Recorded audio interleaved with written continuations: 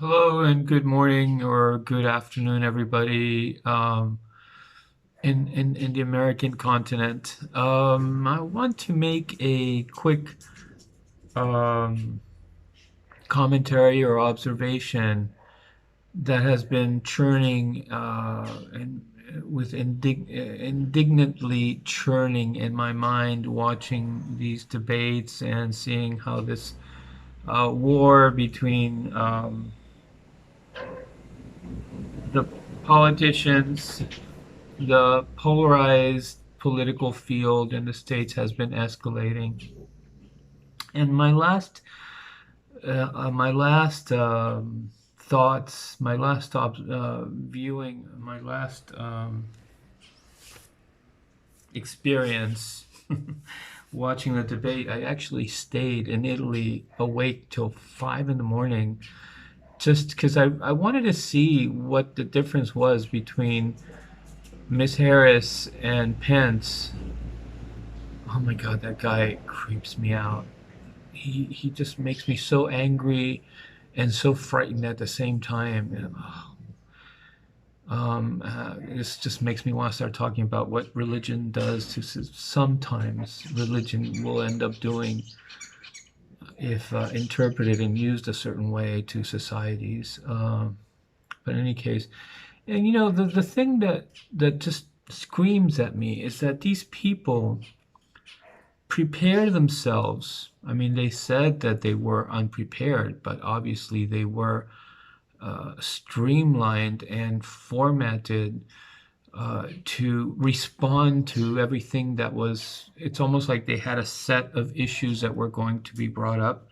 What the president said about curing coronavirus, the same things that we've been hearing in the news repetitively, like that he did not condemn white supremacy. This repetitiousness is making me ill. This referring to it as um, by noun categories like white supremacy or black lives just kind of embeds a positioning of opposites, a fight. It's almost like we are creating the fight by defining it in teams that are confronting each other, and so we don't let ourselves breathe and understand how we got to this point. Instead, we just continue to try to solve binary situations and thus perpetuate them by continuing to fuel the fight with being right or based on righteousness over the other, and it just never goes away. It just we every time we become blacker and whiter, and um, instead of just becoming one citizenship. And to this, which brings me back to what my thoughts were in this hour or however long it was, an hour and a half, I don't remember, of repeating these formulas and accusations that are just kind of becoming more concentrated and more aggressively directed at um, at the source that they were expected to come from. It's almost like two people positioned in their castles and firing cannons at each other, and the whole definition of the political environment, it gets relegated to that.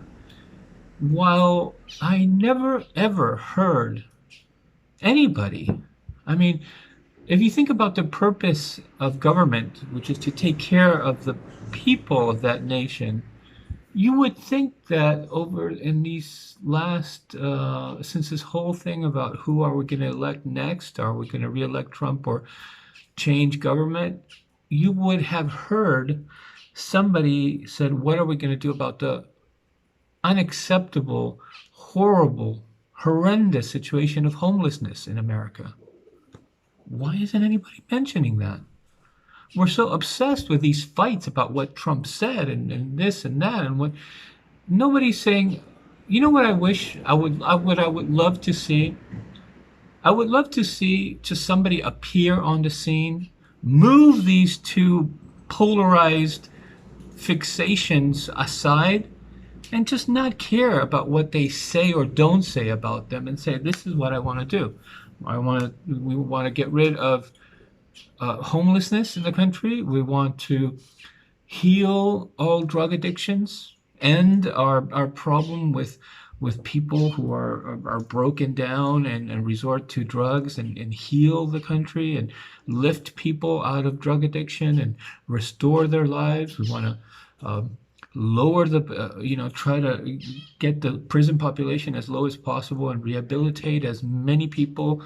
Want to become the country with the smallest prison population rather than the largest prison population in the world, by finding out what's been happening to what has been assaulting people. I mean, it's not like we don't have a landscape that shows us this is not all conjecture and fantasy. I was just watching a judge on one of those, I think it was the People's Court or one of these, not the comedy People's Court, but a real like documented YouTube channel that shows people before the judge. And this judge was going through the paperwork, and you know how they do now, where they fill the room with prisoners, like maybe 40, and they form a line, and the same judge, like has to process these 40 people in the space of an hour and a half or 2 hours. And so she was going through each one, and then all of a sudden she does a double take and notices that the guy before him, I'm getting emotional. The guy before me had gone to school with her, and she wasn't cold or distant or functional, like, trying to detach herself from that human situation. She actually just was very expressive, but she continued to be professional, and did what she needed to do. But in it, she was able to say, she let her true persona come out to the court and told everybody, this was a nice guy. He was a sweet guy. He was somebody that everybody liked. And then they showed pictures of him when he was in high school, and you could see what she meant, because these were two different people. The kid in high school and the guy who was in court, flipping out because he started getting all emotional because he reckoned, and apparently it was one of those high school environments where people were, the students were not distant and cold or detached, but they were all very close, because you could feel it in both. The prisoner, what do you call it? The accused person was losing it emotionally, like he couldn't believe it was her, and she was poised and controlled because she was the judge, but she was able to express how sad she was that he was now. And so she went ahead and did whatever she needed to do, which was, I saw Penn's photograph with, how the fly landed on his head. The fly had a mask on it. It was the funniest thing. Anyways, and so it's not like we're missing the reference landscape to know what is really happening, that we really are monstrously jailing people that could possibly very easily be recuperated, because when you look at they've been 20 years in and out of jail. And it's all because they broke into their friend's house to steal drugs, or they got caught on the street with some cocaine in their pocket. They were trying to sell a little dime bag, or, dumb stuff. They never violently attacked anybody with a gun, or assaulted a convenience store with a gun and threatened to kill people. They didn't do any of that. They're basically, our neighborhoods, our cities, our urban fabric is a mess. We're raising people like this, and none of these candidates are talking about that. Their job is to heal, to keep the country healthy and thriving and educated and with possibilities of education and growth and professionalism and skill and and sports and art, and have a beautiful country. That's we're supposed to be a healthy country. We're not supposed to be the governance should not be an atmosphere of moral judgment and look at what he did now and look at what he said, and I'm going to get my record and straighten my record before the nobody said anything about the homeless people. How can we allow people to be LA is getting worse. I mean, this is what I'm saying. The landscape reference is there. All you have to do is look around YouTube to see what is really happening in the country. LA has never been poorer and more drug addicted and more homeless. These people are not even mentioning Los Angeles, our worst case, the worst city in the country. It's a crisis, and anyway, it's a total crisis for the country. What is happening to Los Angeles? This mayor that we have is a complete idiot. I'm sorry, but what is he doing? He keeps promising that he's going to solve the problem, and it keeps getting worse year after year. And yet they get in front of the camera and they said, "Oh, we're going to do this, and now we're going to move money from here to there, and we're starting this program, or vote for me again." And every year it keeps getting worse. Every decade keeps getting worse, and yet we vote these people in. So there's a complete disjunction between what supposedly is what democracy is supposed to be, which is people having the freedom to choose the right person for the job. That's the ultimate scope of democracy, is that the people's intelligence can say, well, we see what's happening. We're free. Thank God to democracy. We can find and choose and vote in the right person to solve our problems. That's not happening. Governance is completely monopolized by those the elite who hover and orbit around the structures of power ascendance, and they started 30 years ago, and sure enough they made it to be mayor, or they made it to be whatever, and it was always them. It was always about them. It was never about the people having the freedom to vote in who's going to end homelessness, or who's going to heal the country from our need, from people's need to fall into drug use and lose respect and love for society, end up not caring whether they're committing crimes and end up going to jail, and they're just basically imitating one of the many TV shows or movies that we have. It's not that rare. I mean, after all, I'm just like that guy in the movie or that guy in the TV show. We have horrible influence in our culture that does not do anything to even give. You have to want to see something better and go look for a better reference. But if you don't have that purpose in your heart to see how we can change 180 degrees, you won't find that in actuality there's a whole hidden reference right now on the internet, for example, and all these video networks and what have you, that are showing an ability, a capability, a desire, a narrative that would know what to do. If you don't have that calling, if you don't want to go look for who has a solution, who has a better idea, or where is there a positive will and desire for the country, what you are exposed to as a society, as a neutral person that grows up and tries to get by, is a suggestion by our culture to just, try to get money, try to pay as less taxes as possible, try to, just have sex and do drugs and look fabulous. I mean, the suggestions by our culture are not really driving the masses to a healthy country. They're driving us to whatever, an amusement park, a real life amusement park.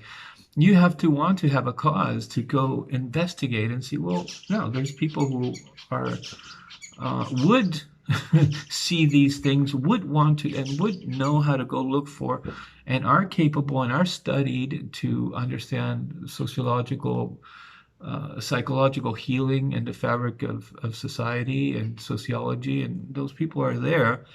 But if our politicians, our leaders, don't care to make use, and they're supposed to be the ones that have the will to not be affected by our poor culture. They're the ones that are not supposedly not getting affected by our banality of entertainment, and yet they are not accessing um, the resources that we would have to transform the country. They're just fighting for power, basically.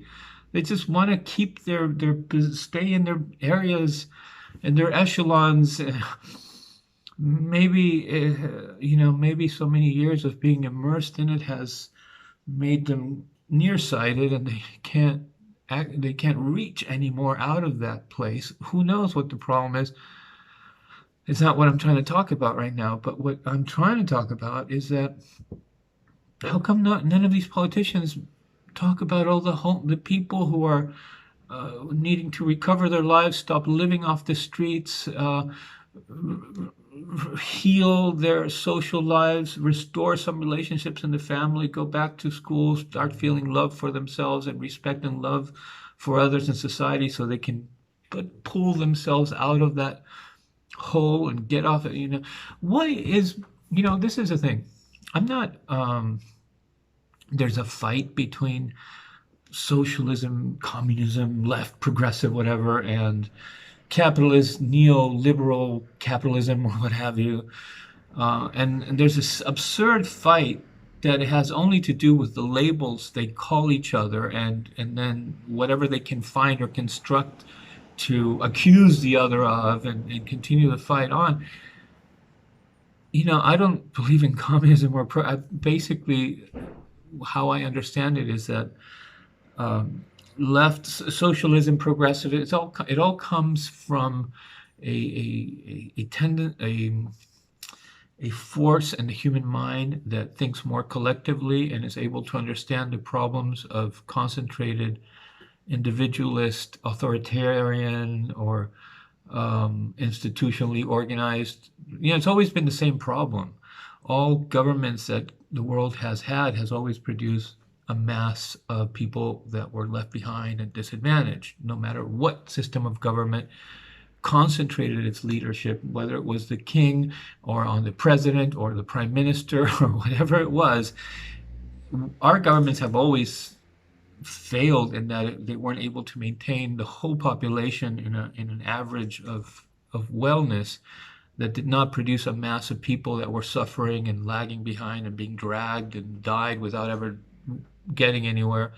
And so basically when our civilization started becoming more intelligent with human sciences and psychology and what happens because of human nature in the sociological field, is when these ideas that became political ideas of socialist nature started arising. That's what the left or progressive radical socialism, whatever you want to call it, is a reaction to what the leadership of our logical mind has always produced in the way of problems, in the way of inadequacies. And so it's a shout that says, what about all these people who are hungry?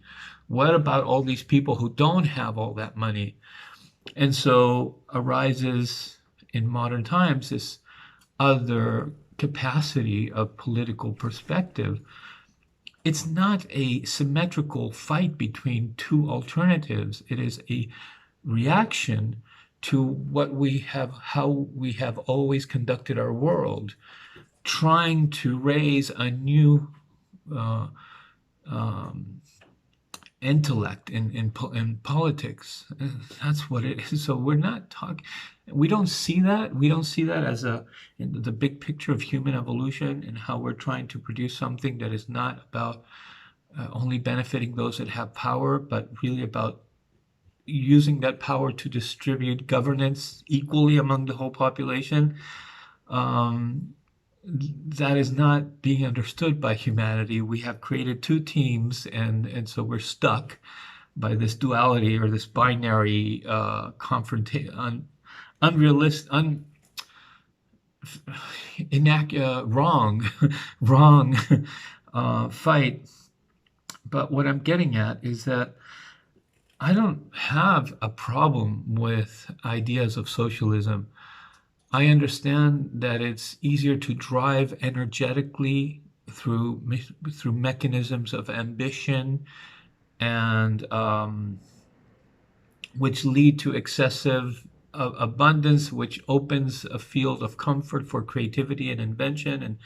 And so I understand that what one situation is, and I understand that the other situation is trying to say, but we want everybody to share in the same capacity to access health and medical technology and sciences. We want everybody to be able to go to any level of university. Not only the rich people access quality justice, and the poor people have to be herded into a room with one or two public defendants. That means they will just go back to jail and not have any possibility of recuperating themselves. Instead, they'll fall into a dungeon, which will never even give them a chance for natural redemption through people that maybe are saved thanks to their wealth. They're able to avoid jail with a good lawyer, and they get a chance to natural redemption because they got scared and they sure don't want to go to that place again. Well, poor people don't even have that open possibility. They don't, you know, everything. So I don't see socialism as a rut or a like in Argentina where they talk about people who receive um, um, social programs as lazy people and sort of the weight of the country, which is basically getting they're getting the same mentality from a right wing pull your own weight Republicans kind of, Argentina copies everything. It's horrible. Anyways, uh, so many countries, not Argentina, all of Latin America has lost their own genuine sense of where they want to go because English has flooded the reasoning, language, and education that popularly gets distributed everywhere that is paying attention to the English speaking countries. And so we're not inventing new things. We're becoming a monoculture. There's going to be one bad virus idea that's going to kill the whole planet because we're no longer inventing genuine originality with each culture and their own language. We're starting to instruct the world how it all has to think. So it's the same problem with agriculture. You have one kind of potato, and yeah, it seems like, oh, now everybody's eating, but all you need is one bad bug to decimate all of those potatoes. And anyways, it has to do with linguistics and the abuse and excessive proliferation of English, which has become politicizing also, and trying to educate other countries to think a certain way politically. And so nobody's inventing new solutions or having new perspectives on human problems that are plaguing all different countries the same way. I see socialism as a safety net. I think not socialism, but welfare, I meant to say. Welfare should be, because human systems are imperfect. All our inventions fail and are inadequate, end up hurting. Whether we're talking about weapons killing our own babies, whether we're talking about governments forgetting masses behind and leaving them in poverty, whether we're talking about a chemical to help agriculture or a food additive or materials for building and a discovery of gas or electricity and the exploding houses in the Victorian age, our inventions always fail because we try to outrun nature. Basically, we don't harmonize with nature. We try to serve ourselves beyond and above nature. And so cosmically, the laws of nature have it that we will fail through our logic until we learn to harmonize with the natural world, with our intelligence, until our inventive logic starts really trying to learn through nature and do as naturally as possible in our inventions, we will continue to fail and hurt ourselves and kill our own children and poison our environment and everything. So, as such, what welfare should be is like a safety net where as long as we're continuing to until the day that we're really keeping everybody together with a perfect running system of governance, catch those people that weren't able to make the system work for them, or the victims of the system or others, and catch them in order to you know, get them back on their feet and get them up and running again. That should be the purpose of welfare, not to, and this is what I understand, neoliberal, right-wing, radical and Republican governments, they think that it's all human fault, that people are poor and that people are ignorant or that people are criminals because they choose to, because that's the destiny they got. And it's wrong. It's wrong. Humanity has as a prime directive to want to be together. Nobody wants to be lazy or a criminal or be outside of the collective bubble. By natural evolutionary design, all living forms have their greatest force is the force that keeps them together. Everything that happens within that is to be analyzed and understood, but these types of political thinkings, which I just called radical, Republican, right-wing, neoliberal, whatever, capitalist, they only want to, this is one of the things I found out about why people ask, why are people rich and why are people poor?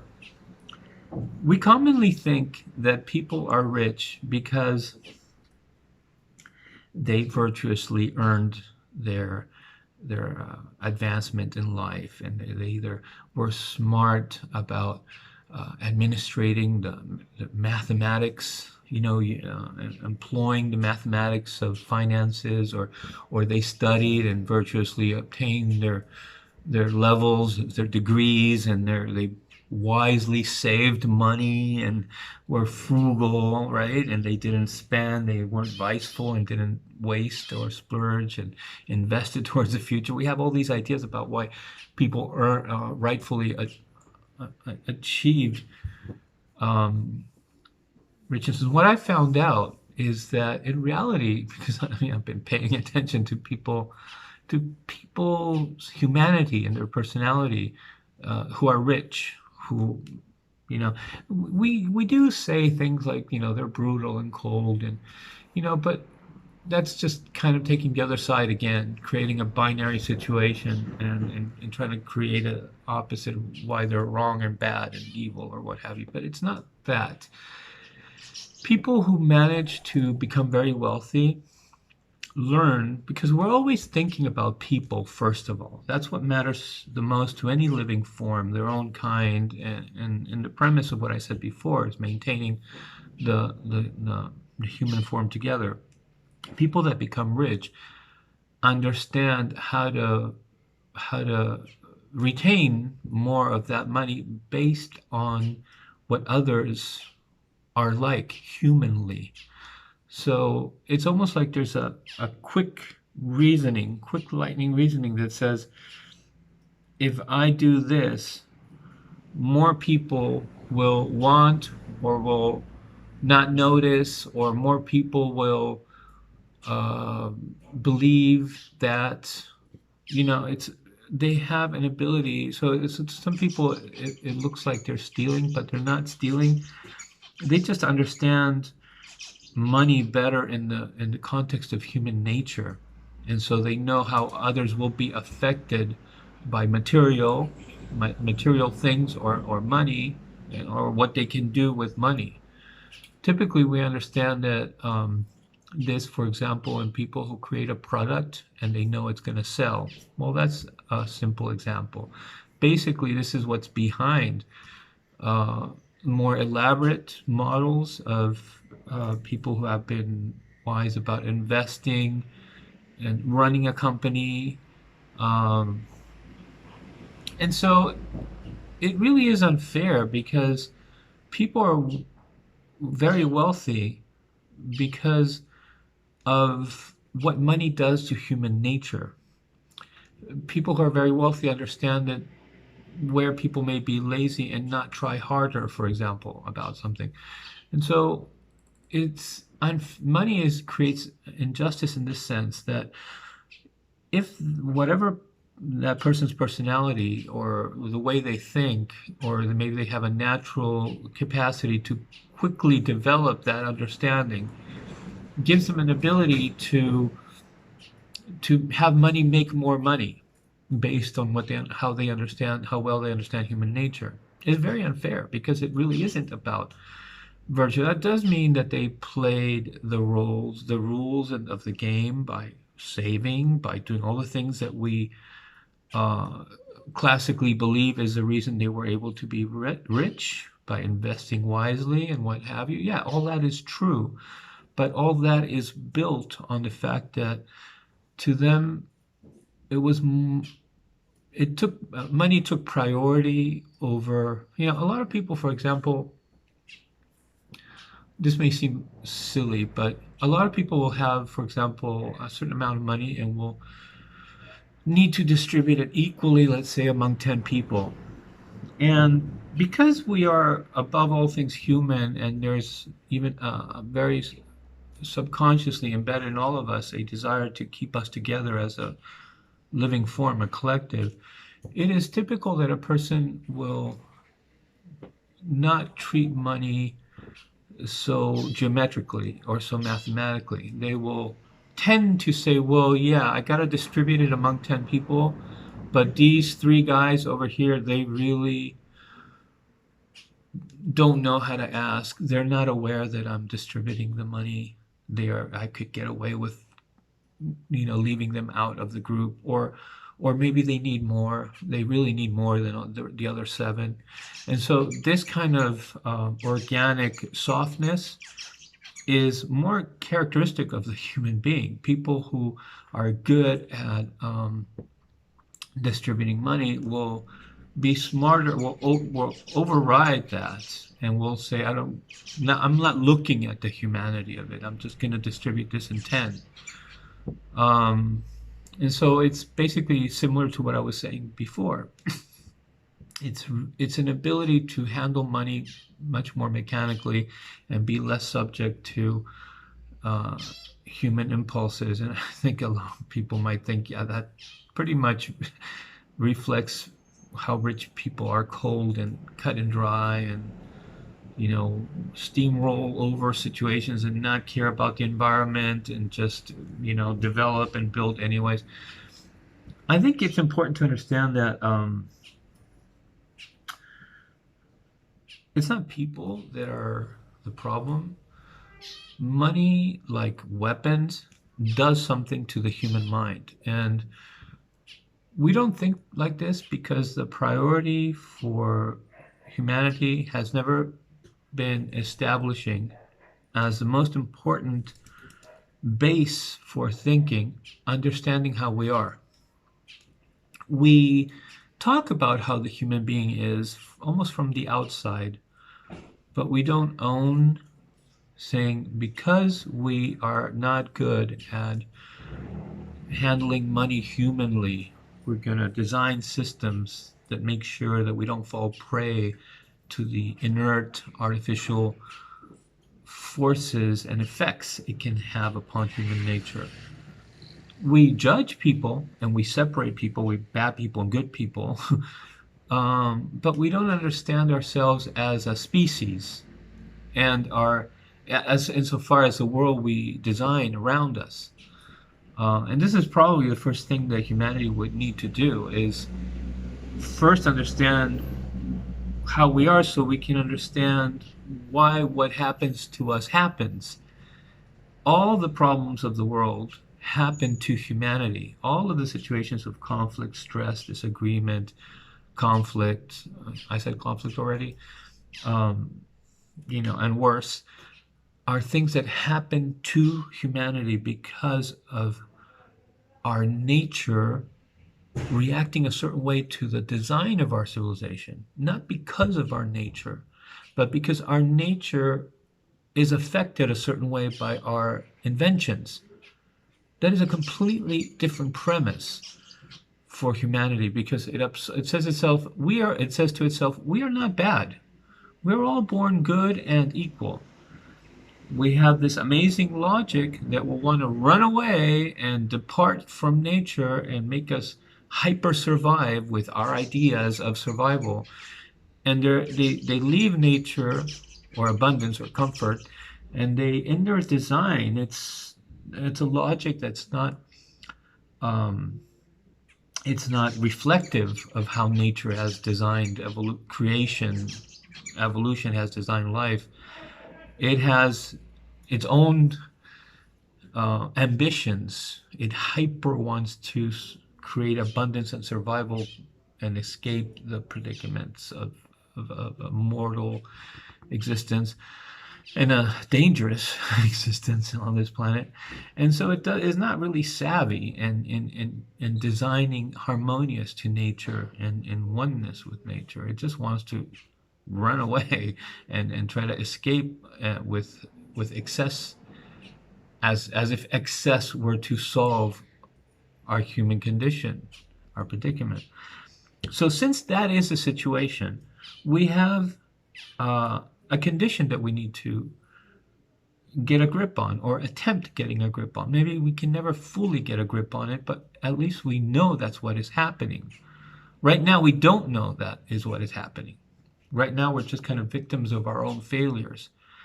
We have to be able to say the tendency will be to fail. So since we know who we are and that we have a nature, we have a human nature that will be affected by and react a certain way to this uh, precocious and logical capacity to invent and create that we have, we need to be expecting how we will be affected by our own inventions.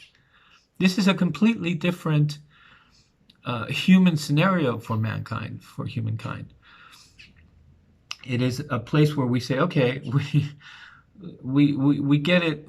In this scenario, we get it right that we are fine, that we are one species and we have the same human nature because we're all the same human being. And this oneness would possibly be the first time that we've actually done something with the concept of oneness. Um, and actually started ha- having a handle, or attempting to have a handle on how we are affected by our own capacities and the world we create because of how our human nature is affected by our own capacities and inventions. Uh, so it's almost like starting from scratch, aware of ourselves for the first time. Um, in this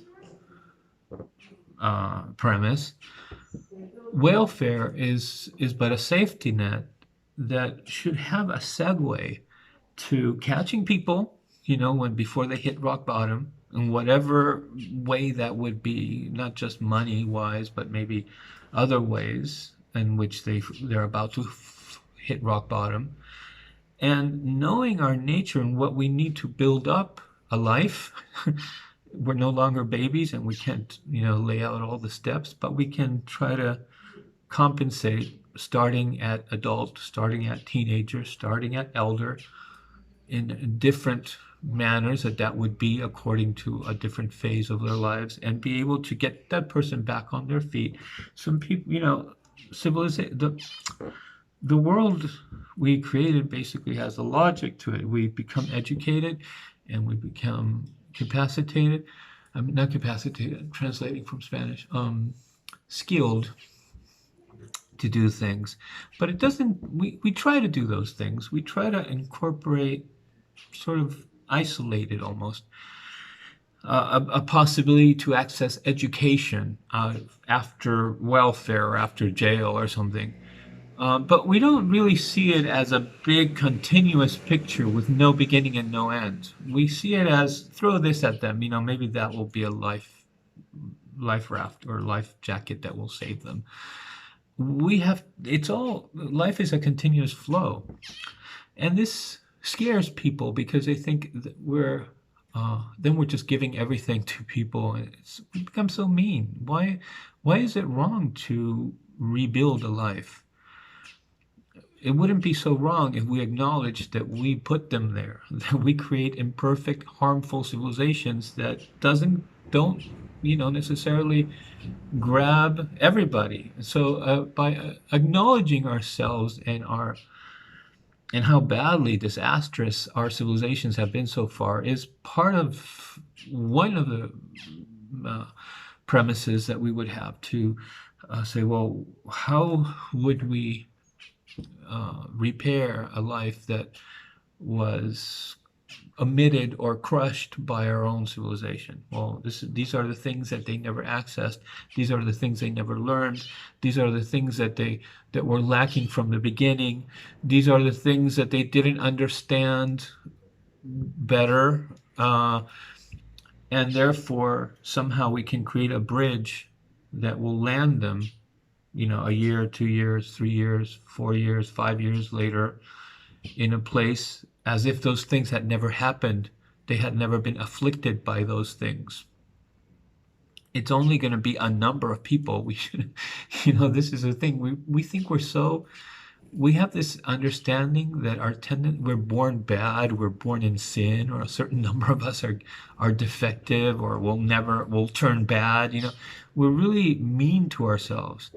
And this in itself is hard to talk about, because if you start talking like, be good to ourselves, love one another, don't be mean to one another, which is a cultural, sort of moral, spiritual, prevalent sentiment, in the context of a presumption that we're screwed up, it just sounds like we're being doty and creamy, banal, undefined, and just like a grandmother, just being nice and not really knowing what she's doing, but just with the grandchild, but just being nice.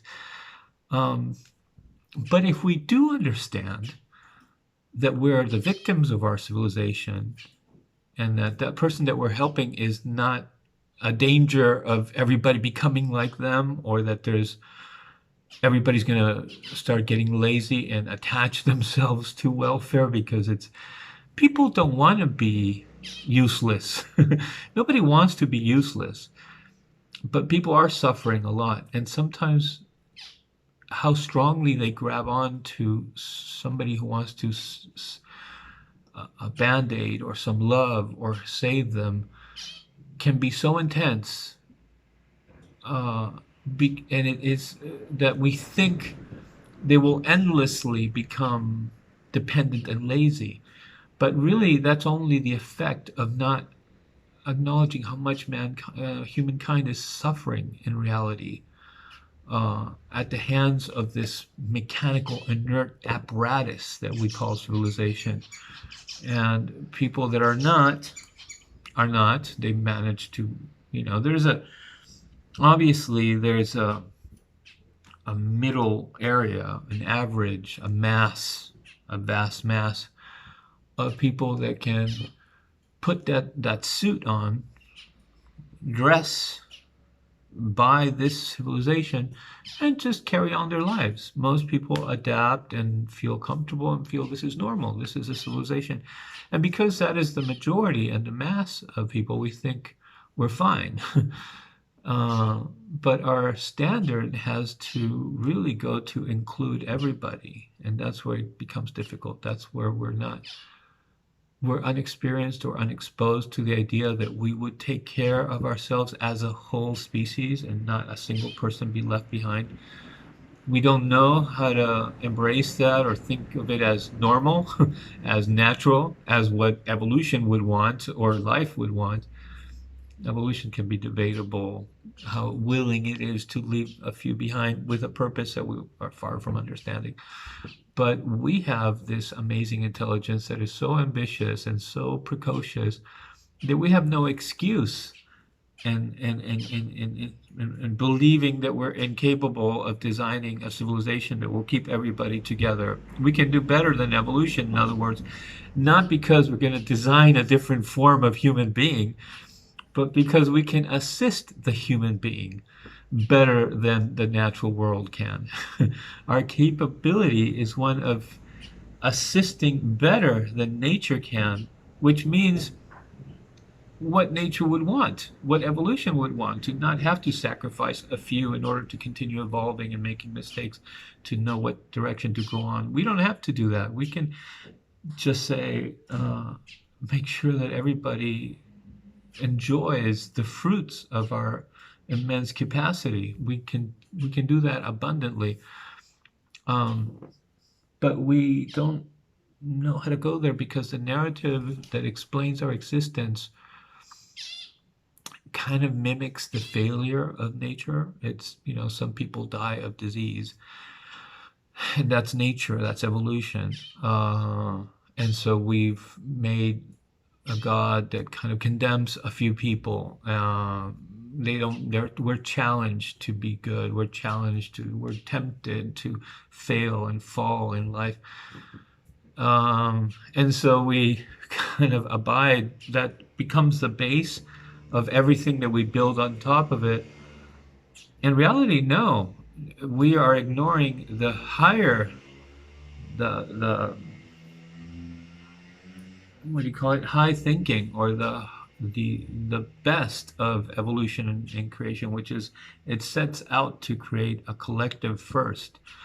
It sets out not to create an individual that maybe fails or doesn't fail at a collective. No, nature and evolution creates through plurality. It creates the species as a collective, and then things start happening.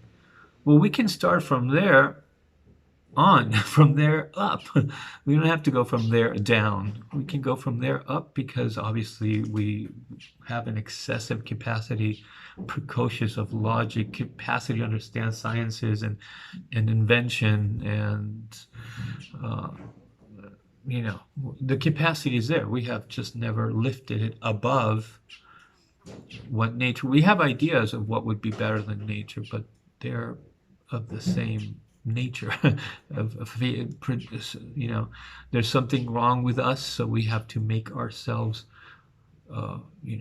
alter ourselves physiologically, be taller or not accept a certain characteristic that is perfectly natural, but we think it's not good. Well, that's where we are just not in harmony with what would be the proper use of our logical intelligence, which is to make ourselves better than we are in as far as our survival, not as far as the physiological design of the species, but as far as keeping everybody together in the inventions of governance, sciences, um,